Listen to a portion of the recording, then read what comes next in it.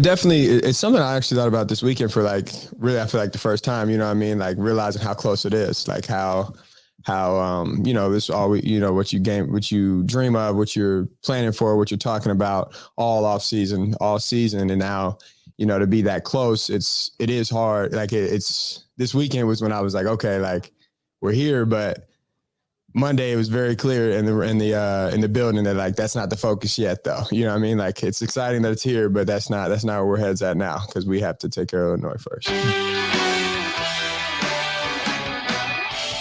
Well, good afternoon, everybody. That's Michigan captain Ronnie Bell on the Inside the Trenches podcast, talking about, you looking a little bit ahead to not only this Saturday, but next Saturday.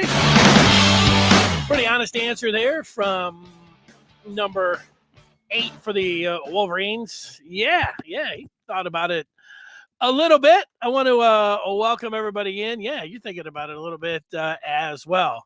It's the Maize and Blue review. Good afternoon, Michigan football. I'm Dennis Fithian. We're going to be here for a while talking about the latest in Michigan sports, and that includes both Michigan football and basketball today. And always a chance for you to get involved with the feedback, whether you get a question, whether you have a comment. I ask you today, let me start that over. You think Michigan's defense is the real deal? Simple question to you. I've got a lot of stats to throw up. You've looked at the games this year.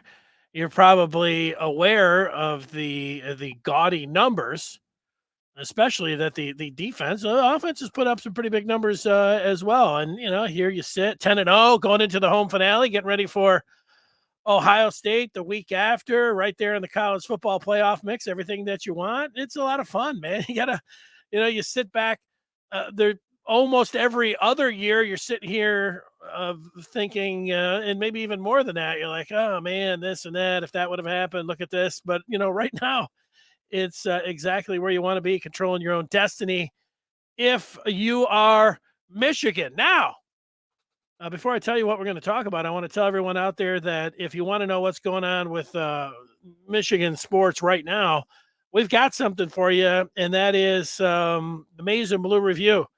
Go to michigan.rivals.com. You can get 50% off your first year and get full access today. Choose the promo code MBR1year. That's MBR1year. It could be, for the big Michigan fan in your life. That big Michigan fan in your life could be the one that you're looking at right now in the mirror. All right, what are we talking about today? I mentioned those lofty numbers for the Wolverines. We'll dig into some of those and put some of those up on the screen. It's fun. It's exciting. There's a lot of meat on the bone there to chew. And so we'll chew some of the numbers and spit them out at you coming up. Also, we'll look a little closer at that game coming up on Saturday. I'll give you the feel and the outlook. What's going on with Michigan and Illinois in the home finale.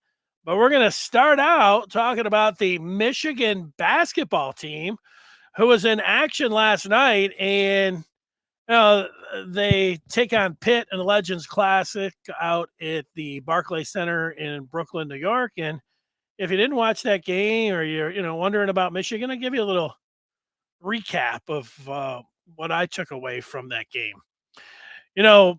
Michigan's played 3 games. That was, no question, their best game. A couple times in the off season and looked at it and tried to figure out yourself. You saw what other people were saying. What is everybody saying about how good Michigan could be? How good you think Michigan could be yourself. And, you looked at the certain players. When Juwan Howard and his staff sat around thinking about how good they could be this offseason, the kind of things that they were hoping for pretty much all happened last night. That was what you hope for when you're a coach, that you go out there and the team that you put out on the floor executes and plays to their ability, and all of the guys did that. So very encouraging on almost every level that you could ask for if you're a Michigan basketball fan. Now, I don't think Pittsburgh's, very good, and it doesn't mean I'm ready to say that I think Michigan's going to win the Big Ten or watch out, they're gonna, cut down the nets or, any kind of things like that. It's the third game, but Kobe Buffkin's a sophomore, and when you're a freshman, you go into your sophomore season, you could take a big jump, and we talked about that with Terrence Williams the second last year when he did all right. He came on late in the year, but the freshman to sophomore jump that was talked about a lot in the offseason this year was for Kobe Buffkin. I didn't really see much of that in the first two games, but then last night he played his best game in the maize and blue. So you're sitting here. I feel like today should be Kobe Buffkin Day. The way that he looked out there for Michigan, he looked fabulous and everything that you want. I would also say the same thing about Jet Howard. Jet Howard, I'm not ready to proclaim that, he's like, ready to be drafted in the first round, or he's some kind of Big Ten freshman of the year, or any of those kind of things. I mean, 3 games in, but I like Jet Howard. He looks really good, at times. There's a lot to like about him. He plays everywhere out on the floor. He can shoot.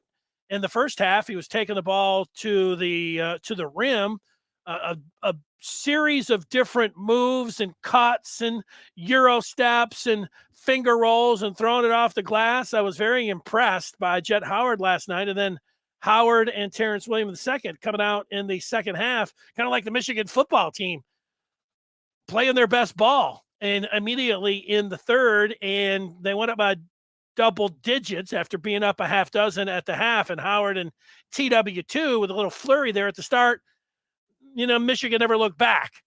And, for me, Jet Howard, I said this last night, you do this, you're a sports fan, you think, hey, who does this guy remind you of? Who are the players that, that Jet Howard reminds you of, whether it's from college or pro? And I was thinking, I don't know, Jet Howard, 6'7", 6'8", and I started to think about Tatum for the Celtics, that he has that kind of game. Now, I said Tatum was a top 5 pick in the NBA, and he's an all-star now, and he looks like he could be an elite player. I'm not saying that Jet Howard is that again, but he has a little bit of that, outside, take you on the drive, kind of that Tatum game, or the guy that played for the Pistons recently that they signed to a free agent deal and then moved, Jeremy Grant. Kind of got that kind of game too, similar build, outside, driving game. So that's just what I thought about Jet Howard as I was watching the game last night. Joey Baker, you bring Joey Baker in, and the idea was he was to transfer from Duke, is that he was really going to help your outside game, that he was really going to be able to shoot some threes and really help you out when for sure teams are going to be doubling, collapsing on Hunter Dickinson. You kick it out, kick it around the way. And hey, here's Joey Baker, somebody that can really dial it in from downtown. Well, last night it was exactly the case. Joey buckets with 4 of 5 from downtown. Very impressive shooting display from JB. And you liked everything that you saw from the transfer from Duke. I don't know how many times, I'll say no more times this year will Michigan play a game and win and Hunter Dickinson be the 4th leading scorer. That was some good news. You're able to rest him for tonight's game against Arizona State. Some of the other things that I liked in this game right here, Doug McDaniel looked like a high school player that was in over his head. Certainly the last game when they played Eastern Michigan, and maybe for the first minute in the game against Pitt last night. But then it seemed like he found, what do they say? You find your sea legs. I think that Doug McDaniel found his Michigan legs, and you started to see what he could be. And that is a super fast, super quick, a point guard who can be a menace on defense because he's so quick. And also in transition, getting the ball down and then finding people. 8 assists, 8 points for Doug McDaniel. And yeah, he's a smaller point guard, but when you're that fast, you can find areas where you can get yourself open and shoot that little jumper, that he showed last night. Liked what I saw from Doug McDaniel as well. So right down the board or right down the list, you could almost go to all the different players for Michigan and say, yeah, I like that. I like that. Did you like that? Yeah, I did. And that's what Juwan Howard was thinking after the game. Those guys had to sit around and say, hey, this is, let's just all let's just all enjoy it. Like I'm being on the coaching staff right now. I think they all just said, hey, that's what we were hoping for. Let's all give ourselves a little pat on the back. We know it's only 3 games in, but it feels good.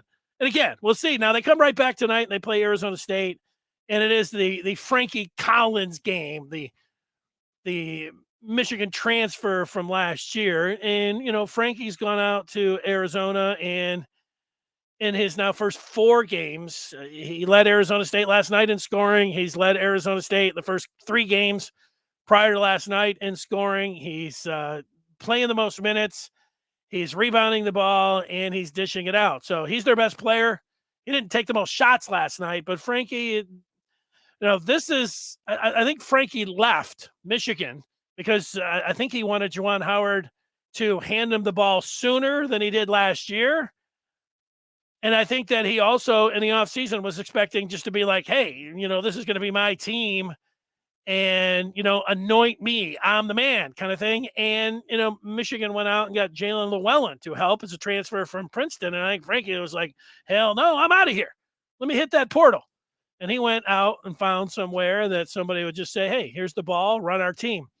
And it's disappointing because I really like Frankie Collins. I think, he's a really exciting player out in the open floor, but he's gone now, and you'll see him. It's going to be a late game tonight for you college basketball fans, for you Michigan fans. I thought that Michigan would be taking on, I thought the championship game would be the 7:00 game. So I'm thinking, yeah, that's prime time on the East Coast. And then they would play like the JV game or the runner-up game afterwards.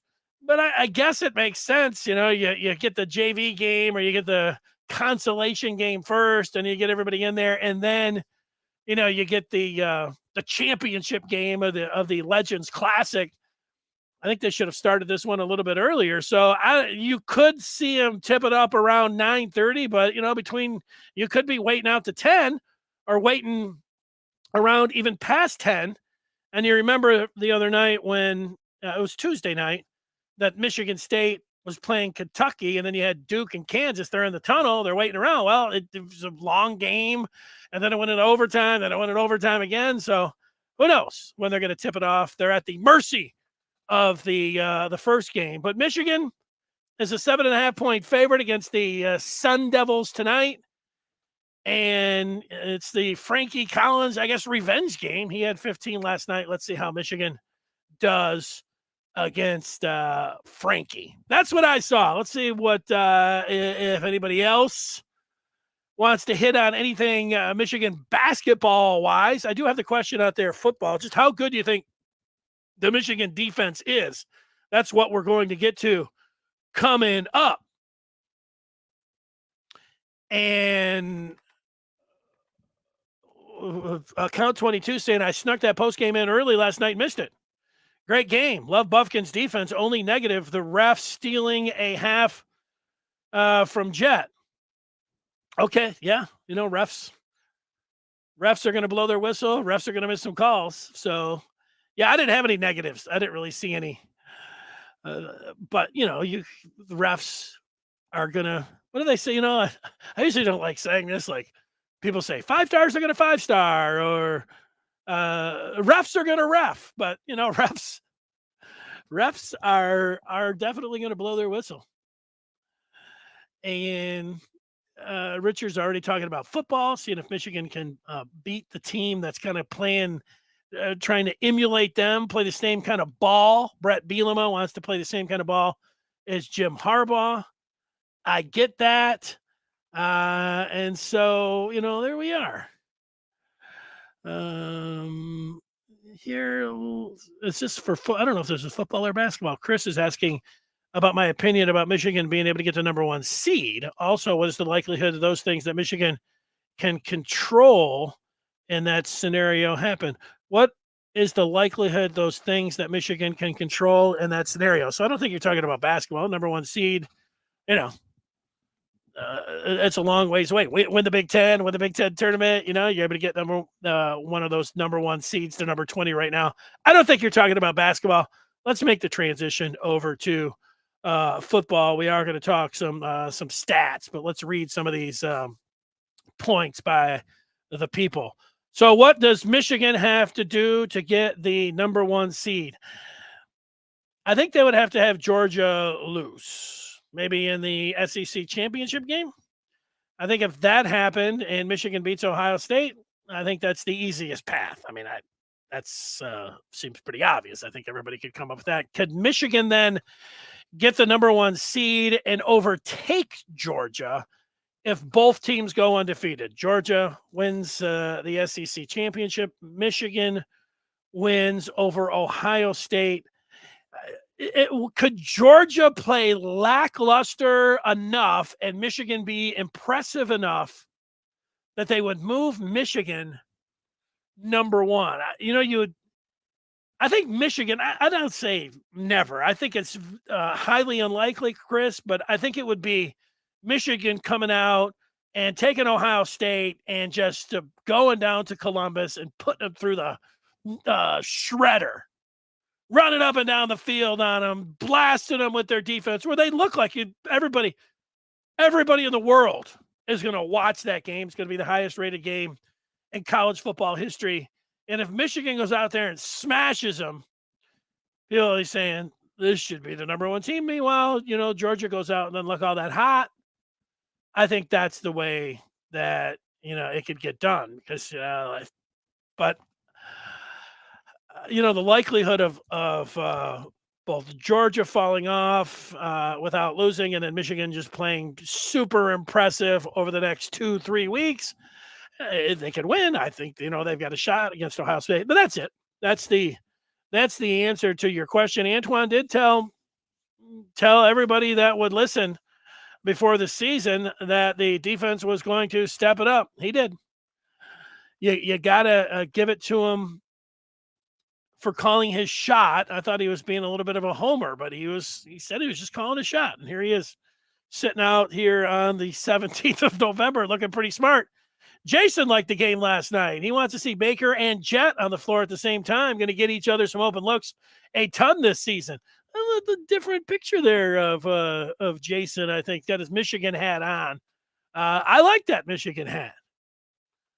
It is nice to see some shooters out there on the floor. AJ saying it's cold outside. We want to pay attention to that OSU Maryland game. I'll be paying attention. That 3:30. Georgia's playing Kentucky and OSU is at Maryland. So yeah, that's on the screen. That's going to make one of the screens.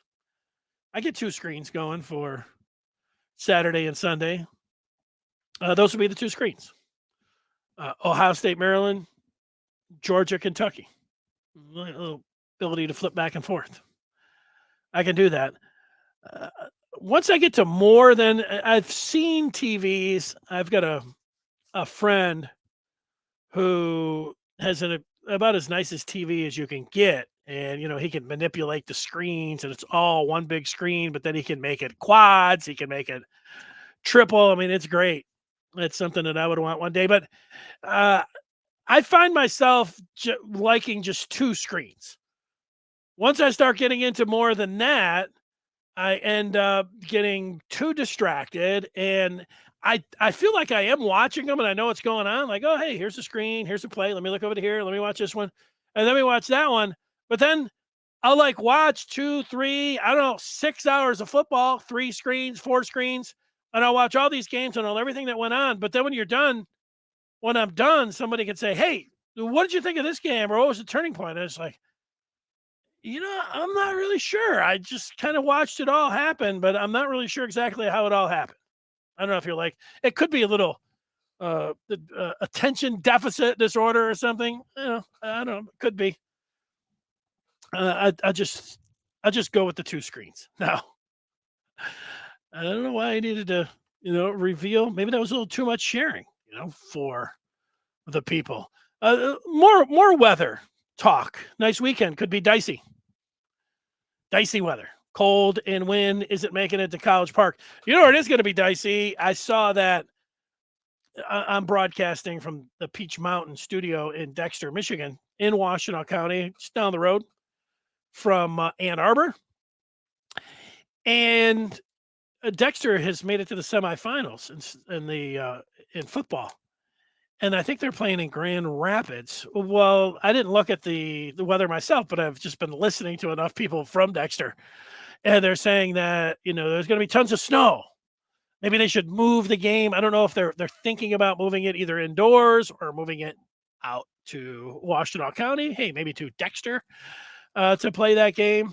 As you got to think about the players getting to the game. You got to think about the fans getting there. You can play the game, but then that's got nothing. And usually, nothing can whip people into a frenzy more than talking about some kind of snowmageddon, big time weather fronts coming in.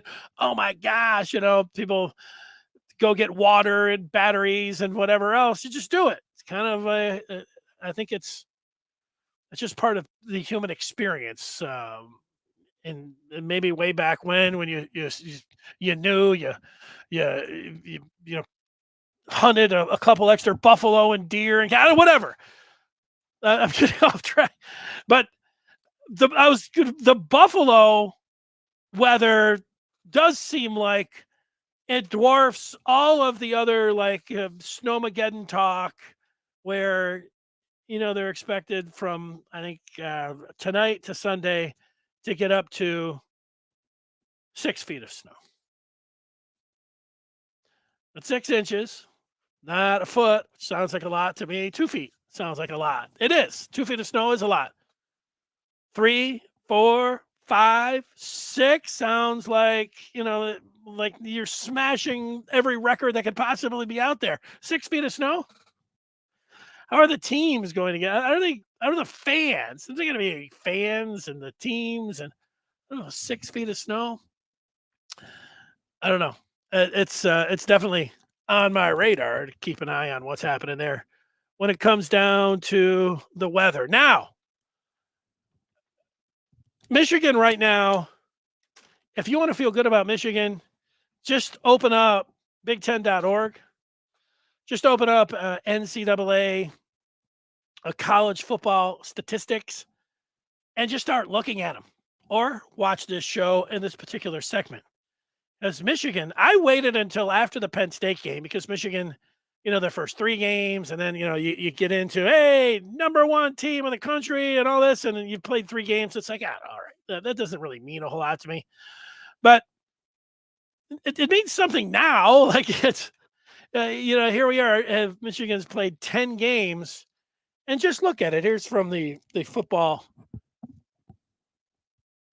official Twitter page of Michigan. Number 1 in total defense.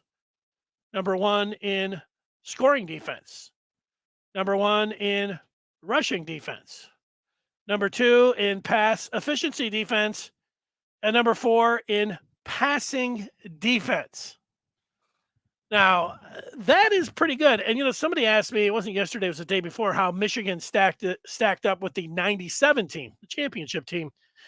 And Michigan that year allowed under 10 points a game, 9.5. And whatever, is it 12-7? Or I've got the numbers up, but not quite 97. And then last year, Georgia, remember all those players that were taken in the first round, and you saw the Georgia defense last year. They allowed 8.8 points per game. And it makes me feel like this discussion, Georgia was even they were calling it a generational defense last year. And what did Michigan score? 11 points. They got like a late touchdown, or kind of late touchdown. I mean, that game was over. But a lot of it had to do with the Georgia defense. But prior to the SEC championship game, Georgia was being talked about as like, this is a generational defense. And then Alabama went out there and poured it on them. And they came back and did a nice job against Alabama, and then obviously against Michigan, right? Is that how it went? Yeah. So what that says to me is like, do I feel like Michigan has some kind of generational defense? Do I feel like they've got, this great defense? The first thing I think of is I don't know, but I don't want to just say I don't know. I mean, I want I got to come up with an opinion a little bit better than I don't know, and I'm going to do that. And I'm asking you the same question: just how good you think the Michigan defense is? Let me throw some more numbers your way. Michigan and Ohio State are the only two, or I'm sorry, are only two of three FBS teams in college football with top 10 rankings in both scoring offense and defense. That's balance. Michigan has a top 5 scoring offense and defense, 11.2 points per game, which is number 1, and then 5th offensively at 41.4 points a game. I remember before the season saying, hey, if Michigan could average 35 points a game, I thought that was a nice goal for them. They're over that. The only other team to be in the top 10 in both categories is Georgia. And as much as we talk about it, remember, you got Michigan number 3. Who's better than Michigan statistically? Ohio State, Georgia. Who do you think that, Michigan, stands in the way of Michigan winning a national championship? Ohio State and Georgia. Everything's pointing to Ohio State and Georgia. And we know after Saturday, Michigan gets to play Ohio State. And if they beat Ohio State, I think that they're going to win the Big Ten title in Indy. I think whoever stands in their way in the semifinal, I think that they can get to the championship game, and I think they can play Georgia. And so an easy answer is to say, we're going to find out how good this defense is in a week from Saturday. And that is the best answer. How good is the Michigan defense? We're going to find out a week from Saturday. So how good, how are some other things that you can think about to come up with a, opinion of just saying, which is, I think, a fine response is we're going to find out Saturday. It's a true response. You can't argue with that response, but let's see if we can come up with even a better response. Here's that scoring defense. And this is interesting because Illinois, the team that Michigan is playing Saturday, they also statistically have a very good defense. And they're probably saying in Champaign, how good is the Illinois defense? And you know what they're saying? We're going to find out Saturday. Because here they are. Illinois is only behind Georgia and Michigan as top scoring defenses in the country. That's impressive. Rushing defense. Also something that, I'm going to take my little picture out of the way, or I can put it over here. Michigan has the best rushing defense statistically, yielding just 72.7 yards per game. And if you look at Power 5 teams, that doesn't include James Madison or Marshall, you've got Georgia with the second best Power 5 rushing defense. And then you have Illinois with the third best Power 5 rushing defense in the country. And Michigan's got the number 1 rushing offense. Illinois' got the number 3 rushing defense. I mean, these things are all colliding. This is the game. This is the game for Saturday. And if you wanted, I was having just a little bit of trouble, gearing myself up for Saturday because I'm like, Ohio State, everything's Ohio State. It's like, how am I going to gear myself up for Illinois? You just start looking at these numbers. Illinois statistically has a tremendous rush defense. Illinois statistically has a very good rushing offense. And, we've just gone through all the Michigan statistics. So it'll just be another, whether a feather in their cap, data point as they get ready then for Ohio State, where all of that stuff will be on the line. And we will see if they are going to be able to ring the bell and it's going to be good enough to beat the Buckeyes.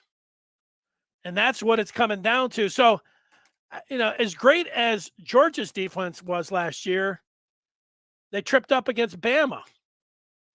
They were still able to win it all, and they still had a great defense.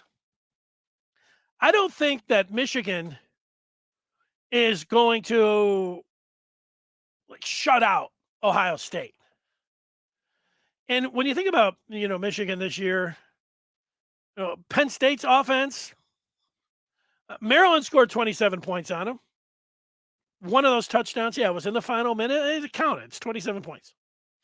Penn State, they got a defensive touchdown in the first half. Then you think about they gave up one big run. It was Sean Clifford had that 62-yard run against them. Remember in the first half? It's like, wow, one play, big play for the Nittany Lions. And then other than that, MSU's Keon Coleman, some jump balls, hand fighting down the sideline. Rutgers had a little bit of that going on too. Starting to feel like one of the big keys in the game is going to be Michigan. And, of course, look at Ohio State's wide receivers. Look at Ohio State's passing game. It's going to be being able to get to the quarterback. And then it's also going to be the corners turning, locating the ball, how much hand fighting is going to be allowed by the referees, how these corners are going to be able to stay with the Ohio State wide receivers. And Ohio State's going to score some points. They're going to win some of those battles. But can Michigan, with their four corners that they have, with DJ Turner and Jaimon Green and Agent Zero, Mike Sanderstill, and the 5-star, Will Johnson, that's a hell of a lot of corners that they could throw out there. They seem like, and this is getting back, I'm talking through it, like, so how good do I think Michigan's defense is? They've got what it takes to beat Ohio State. They have what it takes to contain and hang in with the game. Hang in the game. If I had to talk about it today, like how many points that defense would need to hold Ohio State under, I would say under 30. And I would feel pretty good about Michigan being able to win that game. So 29 and under. I don't know if you agree with that or not. That's how I feel today about it. If Michigan could hold Ohio State under 29 points, I thought that last year.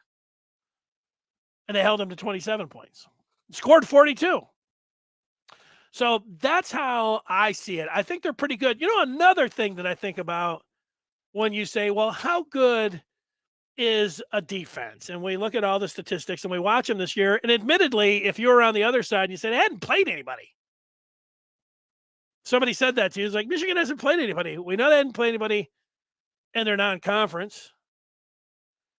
And really, the rest of the Big Ten, Penn State was the best offense. They did a good job. Maryland, is Illinois going to be like, they're not great. And statistically, none of those offenses are very good. Penn State statistically is the best. So while they've been very good statistically, they also really haven't faced anybody. And so that just goes again to, we're going to find out a week from Saturday. But another thing to look at, and I remember talking about the 97 defense, and this was always one of the arguments with Nebraska, like who would win, Michigan or Nebraska, and you'd go through a lot of different stats and data points and all these different things. And one of the big ones for Michigan was that Michigan's almost entire defense went and played in the NFL.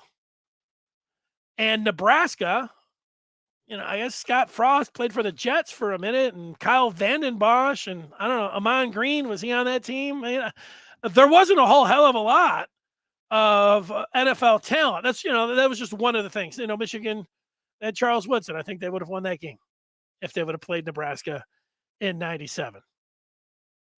So then I look at this team and how many guys, like, you can get caught up. Like, I feel like I did this earlier. I went through it. I'm like, all right, how many of these players on the Michigan defense I think are NFL guys?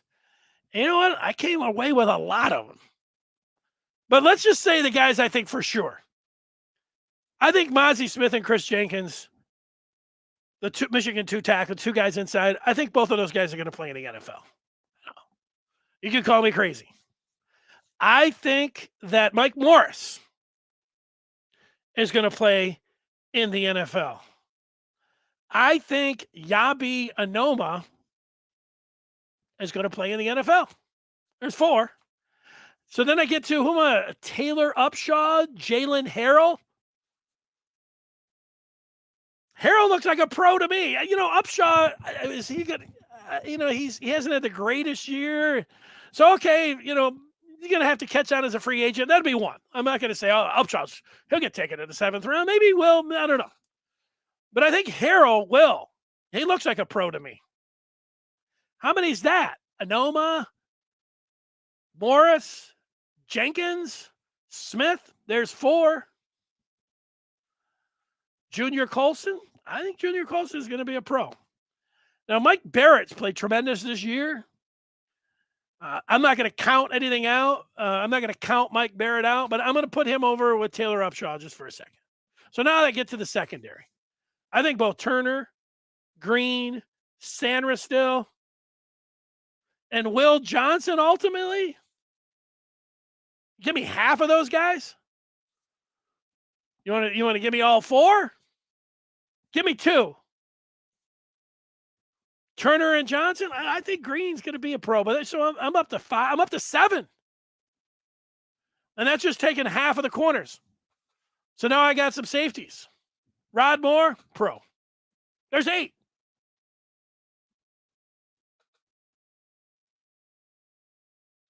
I'll go with, I think there's 8 guys over on that defense that I think are going to get drafted. I think this defense is pretty good.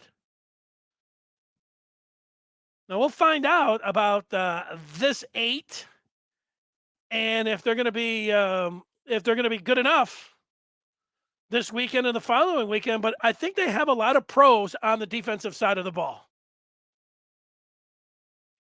I was trying to be honest about that without just being like the whole defense. Let's put them all in the NFL.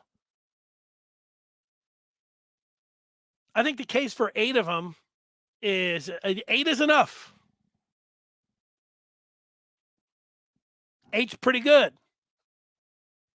And I'm sticking with the 8. What would be the argument? Anoma, he's a situational guy. He's not going to get drafted.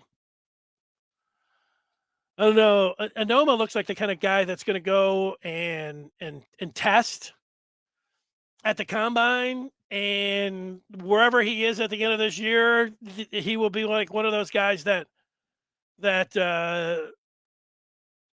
Adam Schefter is going to be like, this was just a great combine for Michigan's defensive end, Yabi Anoma.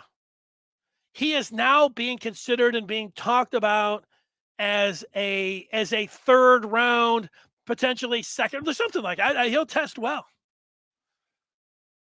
So that's the way I have been thinking about it. That is what I'm thinking about when it comes down to the Michigan defense. All right, let's take some feedback. Somebody was mentioning the Andres, the CMU Western Michigan weather from last night, and we need that on the 26th. Yeah, that was a lot of snow, no doubt. We have a weather report from Account 22. High of 45 for OSU Maryland. High of 27 for Michigan, Illinois. We're talking more weather. Richard, I guess, must be in Florida. Relatively cold in Florida in the 60s. Here you go. There you go. That's the little violin I'm going to play for Richard.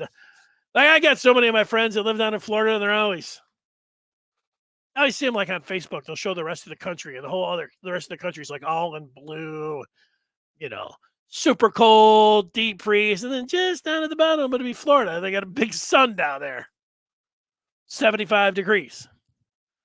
It's nice. It is nice. Here's Andres talking about England. That's why England is warmer than here during the winter. Fun fact, useless knowledge. That's right. I lived in England for a couple of years. But I can tell you, while it's not as, you don't get the snow, although a couple times I did get some pretty deep snow there. And when it rains, it kind of rains sideways, and it like pelts into your head, and it hurts. and 40-degree, real windy, pellety rain in North Yorkshire in England is I'll take 20 degrees Michigan weather over the 40 degrees and rain sideways in England. But yes, thanks, Andre. I appreciate that. Let's see what. There's. I was going to say there's not a lot of people on the feedback, and yet that's completely off. There's hundreds of people on the feedback, and I just haven't been throwing it all up here. And it reminded me when Chris, I read something from him way earlier in the show, and now he's just remarking that it was football. So let's get down here a little bit. Antoine is saying that he thinks Georgia should be number one, but everybody else could be up for debating. Depends on what happens. Come on, Antoine. What if Georgia plays like a dog for 3 games and Michigan plays great? It'll change your mind. But you're right. It's probably a long shot with that coming down. Let's see here. We've got more. It's a weather kind of show. Mark is saying Columbus weather for November 26th. Wind 15 miles an hour. Gusts up to 20. Precipitation is questionable. For your information, 10-day forecasts are only 50% correct. 7-day is 80%, and 5-day is 90% correct. So we'll have to wait and see. Yeah, we'll wait and see. I don't know. In Michigan, it feels like you could be forecasting something in the morning. Nah, it's the day before. You pretty much know. I don't know about 7 days. 20 and 20 in Ann Arbor Saturday. I don't think we're going to be throwing it around. Now, I don't want to say the ship has sailed on the downfield passing game, but one thing about JJ is that he does have the arm strength. So JJ, think about the perfect loft and the angle and everything to throw a very catchable football. JJ's kind of got the arm that can let it rip through the wind and throw some of those. So I could see that. I could see some of that happening. All right, let's get down for people talking about what they think about the Michigan defense. Because I could sit here and talk about the weather all day long. Mark says the 97 defense was the best he's ever seen. This year's defense is great, but the secondary is not as good as 97. Yeah. Yeah, Charles Woodson won the Heisman, so. But Will Johnson, maybe in a couple of years, right? The captain says you can't wholly evaluate our defense until after Ohio State. I agree with that. I agree. But I'm asking the question anyways. How good do you think it is? I think it's good enough to keep Michigan in the game against Ohio State. I feel like it's good enough to keep Ohio State under 29 points. So I'm not talking about it being, Georgia under 9 points or being 97 Michigan under 10 points. I'm talking about it being good enough to hold Ohio State under 29. That's all. Andre says Michigan's in tops in terms of opposing teams' rush rate, forcing a lot of 3rd and longs. That's a nice number.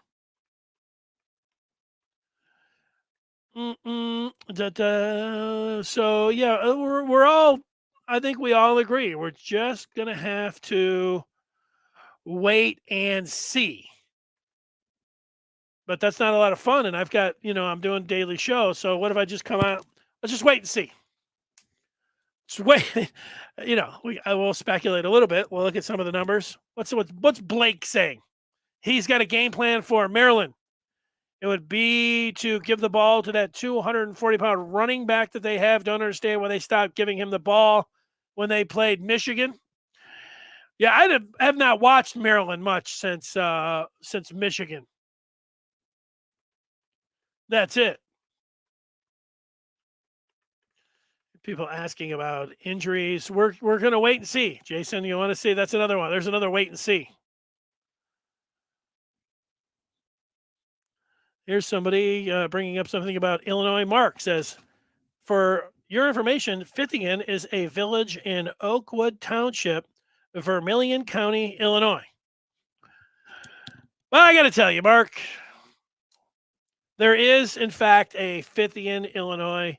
You are correct. And one time, my brother and I were driving down to see my dad in Arkansas, and we decided to stop in Fithian, Illinois. And we came driving in. It must have been on a Sunday. Came in, and there was the sign, Fithian, Illinois. Cool. There was the big water tower, Fithian, everything, all this post office, Fithian. Nothing was open. So I went to the party store, and I went in there, and I don't remember, but I went up to the counter and was kind of, pretty proud. The only person that I saw in the whole town. I'm like, and told the guy, hey, my last name's Fithian. We drove down here from Michigan. We're on our way down to Arkansas, but we stopped at Fithian, Illinois. And the guy said, is that all you got? That'll be $3.75 or something. He didn't even, it was just like, okay. And I didn't belabor it anymore. I just took whatever I bought and left. And that was my story. Now we did get a good photo, out by the highway where it just said I had the sign, which is really all we wanted. I don't know what I was expecting. The guy to be like, hey, let's get a photo. Here's some free stuff. Go ahead. Hold on. Let me call the mayor. See if he wants to come down here on a Sunday to meet you guys. I don't know. It's if you have kind of a peculiar or different surname, it can happen. And yet I can remember when I worked in Ann Arbor going to a Michigan basketball game. I'm trying to remember who the team was. It was kind of an obscure team, but they had a guy named Jordan Fithian on the other team. I was pulling for him. He was a starter. He was a pretty good player. But I think I learned my lesson with the old, hey, here's my last name. I don't think I went after the game thinking it was a big deal, going up, hey, Jordan, what's up? My last name's Fithian. That's it. But you are correct. In Illinois, and you're right, since this is Illinois week, there you go. About the Michigan defense, we are waiting. Whoa, let's see what Richard has to say. This seems like it's out there. 22 Michigan defense equals the 21 Georgia defense. Whoa, Richard, there you go. I knew somebody wanted to, step out on that ledge a little bit. We're all like, we got to wait and see. It's pretty good, but they hadn't really played anybody. Got a lot of nice numbers, but, it's all about Ohio State, which is all true. I tried to step out there with the NFL call on it. Mark thinks that this is the second best defense in his life. Wait, this is the second best defense at Michigan in my life. Best I have ever seen was Georgia last year. Michigan State had one in the late 80s. Do not know what year. In 2014 and 2015, Michigan State had a pretty good defenses. The one where I think the defense that they lost to Notre Dame, I think that team was better than the team that went to the college football, talking about the Spartans, and lost to Alabama. I thought the defense that lost to Notre Dame, I think it was the year before, was the best Spartan defense. So I don't know about those 80 defenses where you talk about Percy Snow as a linebacker there. Maybe, but I would go with that 14 or 15 defense statistically. I don't know how old you are, Mark. You're talking about the 80s. When you start going through these points per game, and Michigan's up there when it comes down to it. In 97, I should say. I'm not talking about right now. Okay. The last three. We're down to the last three And Mark is saying he likes when I read the comments. I wish more YouTubers would do this without passively begging for super chats. I don't know what a super chat is, but I will tell this to YouTubers and everything, and there's a lot of them out there, so they can. It's not the easiest thing to do while you're talking to looking over here and then reading it and keeping it in there. I don't want to make it sound like it's that difficult either, but I think most people don't do it because it's kind of hard to integrate in because you have to read. If you sit here and read every single one, you try to take the best and put it in there. So for all those young aspiring YouTubers, having somebody else to help along, I look at it like this. It's great to have a diverse amount and a number of different opinions on what you're talking about. And you can always you just get a better feel. You get a better idea of obviously where the people are at and what you're thinking about. There becomes a difficulty if it is like so. Most I would have guessed almost everyone we've seen it once in a while where you'll get an Ohio State fan in or a Michigan State fan that will come in, and that could be fine. But it could also go off the rails really quickly if that happens because it comes down to no, you're this team, that team, and so we are all generally rowing in the same direction. I don't know if it's the right direction, the same direction. So I'm with you on that, Mark. Thanks. Blank. I think I called him Blake earlier. It's blank name. Okie is not going in the second or third round. He might be able to work himself up to the fourth or fifth. Well, blank. How about this? Blank you. Now, blank, you could be right about that. But you didn't hear my point. Probably right now. I'm looking at Okie. It was a Noma before. I'm looking at Yabi, and I think that he will be a workout warrior that will move himself up into the second or third round. Remember where you heard it. That's my prediction. It's not that hot of a take. I don't think. Is Donovan hurt? The answer to that is yes. How hurt is going to be the question. You know what I mean, Joseph? Like, got some discomfort. Does he want to work through it? Could he play? Those kind of things. And remember, today's a really important day for that. Today. If they go out there and he practices.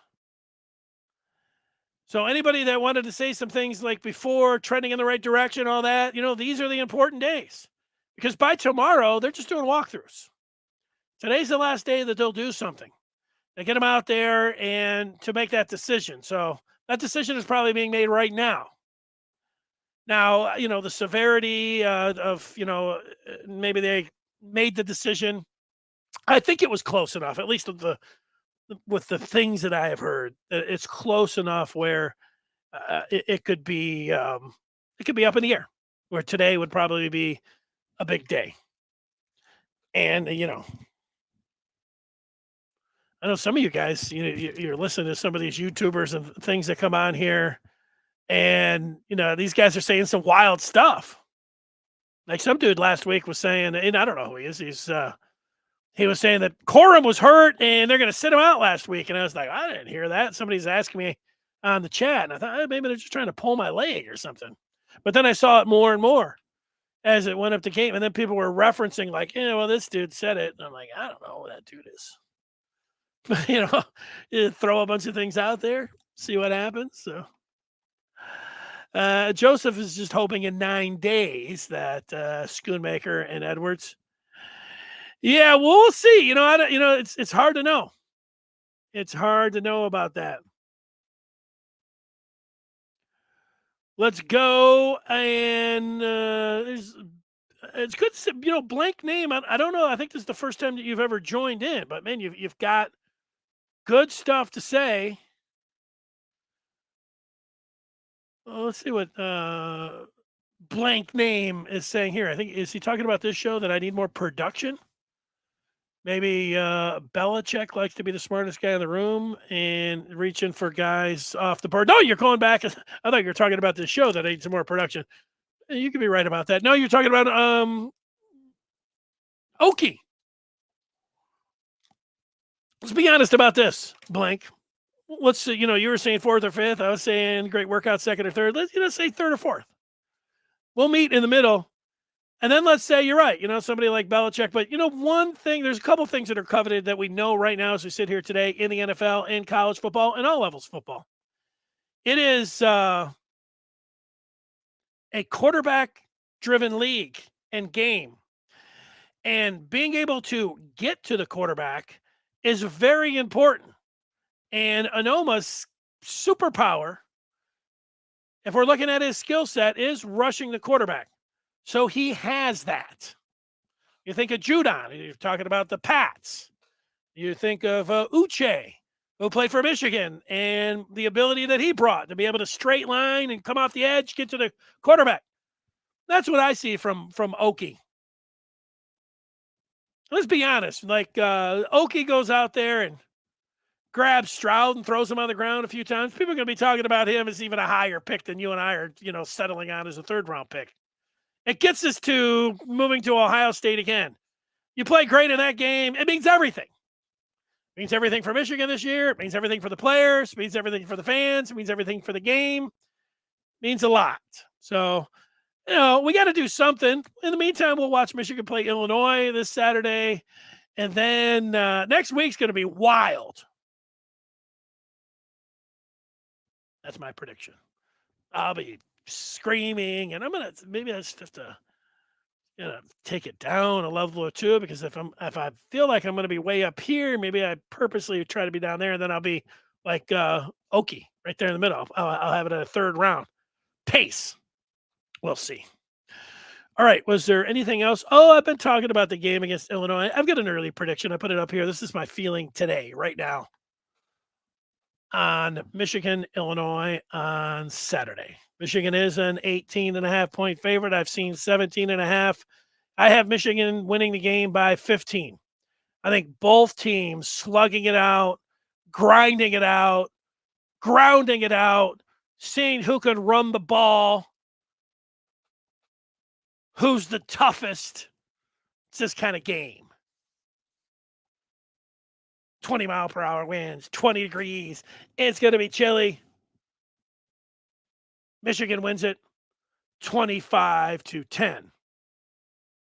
That's how I'm feeling about it today. Want to thank everybody for watching. If you're somebody that stays up late and likes basketball, tonight, Michigan is in action, right back at it in the Legends Classic, taking on Frankie Collins and Arizona State. The Michigan Basketball Postgame Live after the game tonight, I don't know, around midnight. But if you miss it, if you're somebody that actually works and, has to get up early, download the podcast, listen to it on the way to work in your car. That's the way it's done. We'll see you tonight. When I came in today, I thought these shows have generally lasted around an hour.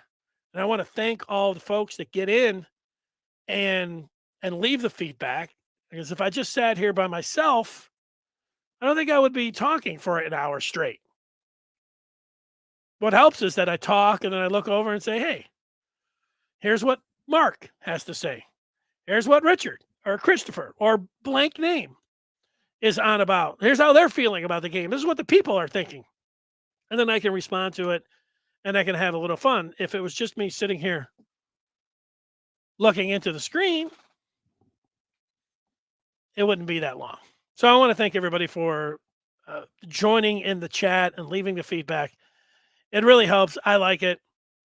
And I like the position that Michigan's in right now, both the basketball and football team. We'll talk with you tonight after the game. I was stretching it out a little bit here because I want to hit it right on 1 hour. I like going right to 60 minutes. And we've done it. Talk to you tonight after the game.